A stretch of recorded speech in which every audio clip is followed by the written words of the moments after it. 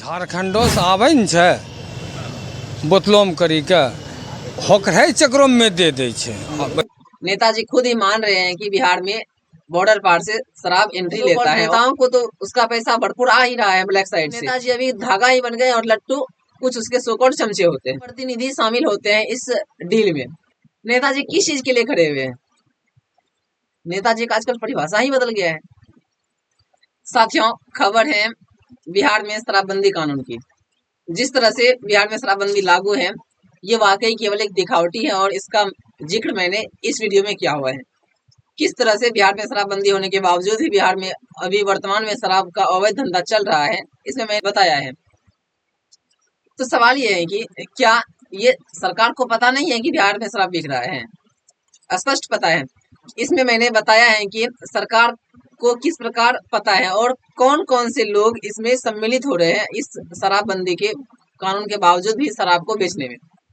इस वीडियो में जो बात मैंने बोला है उसके सही साबित होने का प्रमाण मिल रहा है। अभी कुछ नेता इस बात को सही कह रहे हैं कि ये बात जो मैंने बोला था वो वास्तव में सही था। अब कुछ नेताजी हैं माननीय, तो उनका सुन लेते हैं। बुझलो ने, आजकल जे हौ झारखंडो से आवे न छै बोतलों में करी के होकरे चक्रों में दे दे छै। इतने बात छै। अपना काला और उनका गोरका नाक अब होकरो कोई दोष के लिए नहीं के गोपाल और कोई दोष नहीं छै। दोष हो बोतलोर के जे में करे छै। किस प्रकार से नेताजी खुद ही मान रहे हैं कि बिहार में बॉर्डर पार से शराब एंट्री लेता है और यहाँ तक कि माननीय के अनुसार तो उसने शराब को नेताजी ही कंज्यूम करते हैं। और फिर ये तो नेताजी कंज्यूम करते हैं, जब देश का राजा कंज्यूम कर रहा हो तो प्रजा कहाँ से छुटा हुआ हो? सिंपल है। अब इस हिसाब से तो पूरे राज्य में शराब मिल ही रहा है, तो वहां से किस बात को दिखावटी कानून बना के रखे हुए कि शराबबंदी है, शराबबंदी कानून लागू है। और यदि ऐसा है तो ये केवल एक बैक साइड से पैसा कमाने का एक जरिया है, जिसमें राज्य को सामने से अंधेरे में रखना और पीछे से पैसा निकाल लेना, ऐसा वाला स्थिति है। जो शराबबंदी कानून की वजह से जो नुकसान हो रहा है राज्य को, वास्तव में केवल राज्य को हो रहा है। सो कॉल्ड नेताओं को तो उसका पैसा भरपूर आ ही रहा है ब्लैक साइड से। और ये कार्य कैसे करता है तो ये समझते हैं आज। जो सो कॉल्ड नेताजी हैं, जिसको कि केवल धन कमाने से मतलब है, केवल वास्तविक उद्देश्य धन कमाना ही है।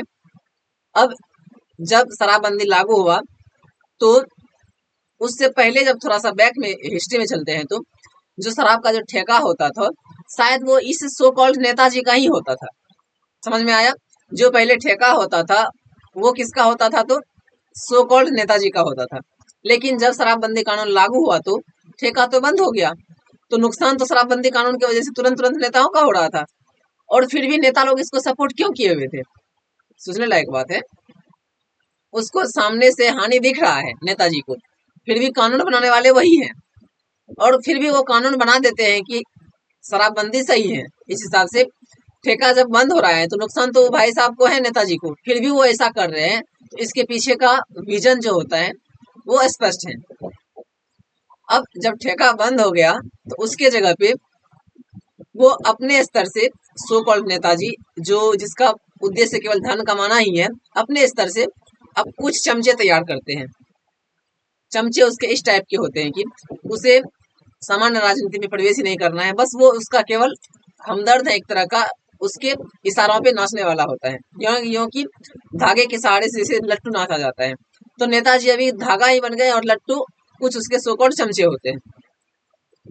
अब उस चमचे का काम यह है कि वो राज्य में जितने भी अवैध धंधे हैं उसको संचालित करे। जैसे शराबबंदी कानून की वजह से शराब बंद है राज्य में, तो राज्य के बाहर से शराब राज्य में मंगाओ, राज्य में मंगा करके उन डिस्ट्रीब्यूटर तक पहुंचाओ, और फिर वो डिस्ट्रीब्यूटर लोकल लेवल पे लोगों को हायर करता है, जो बिल्कुल यंगेस्ट युवा है, जो बेरोजगार है, उसे हायर करता है इसलिए कि वो युवा जो बेरोजगार है वो घर घर शराब पहुंचाए, जिसको कि हम अपने भाषा में होम डिलीवरी कहते हैं। अब तार कैसे कैसे जुड़ा हुआ है? नेताजी का सो कॉल्ड चमचा जिम्मेदार है कहाँ से? अन्य राज्यों से अवैध चीजों को राज्य में लाने के लिए। फिर अवैध चीज यदि राज्य में प्रवेश कर गया तो वो ही चमचे डिस्ट्रीब्यूटर तक पहुंचाने का भी कार्य करते हैं।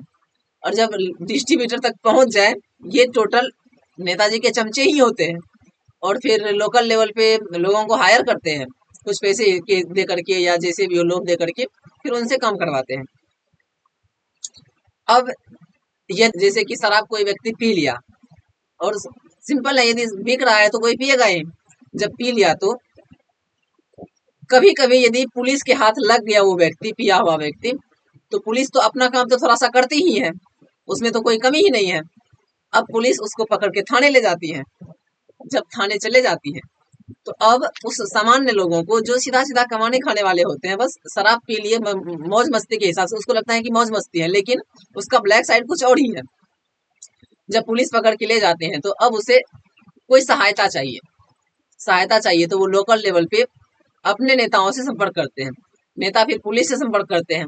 यदि लोकल लेवल के नेता से संभव हो पाता है तो पुलिस से वार्ता करना, तो फिर उन्हीं से मामला सुलझ जाता है।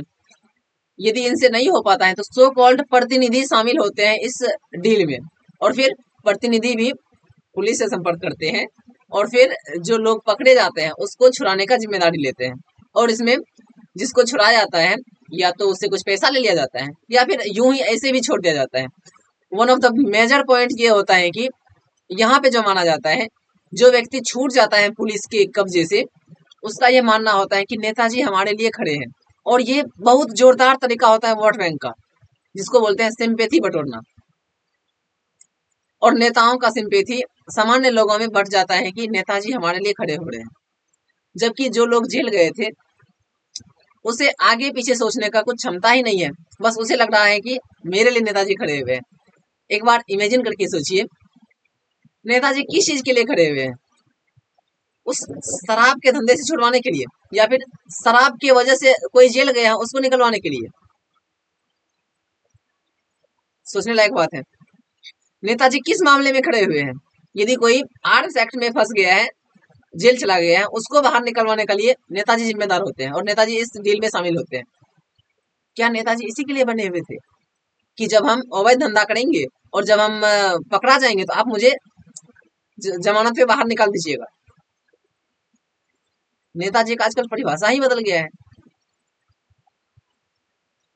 जो काम नेताजी को करना चाहिए वो कर नहीं रहे हैं, जो नहीं करना चाहिए वही कर रहे हैं, क्योंकि वही से सिंपैथी प्राप्त होता है, वही से वोट प्राप्त होता है। नेताजी को खड़ा होना चाहिए था तब जब लोग अपने कार्यों के लिए सरकारी ऑफिस में घंटों घंटों व्यस्त कर देते हैं, जिसका कि कोई परिणाम ही नहीं निकलता है, उसका समय बर्बाद हो जाता है और कोई परिणाम नहीं निकलता है। उस स्थिति में नेताजी को खड़े होना चाहिए था, लेकिन उस स्थिति में खड़े होंगे नहीं, क्योंकि उससे उसको प्राप्त फायदा होने वाला है नहीं।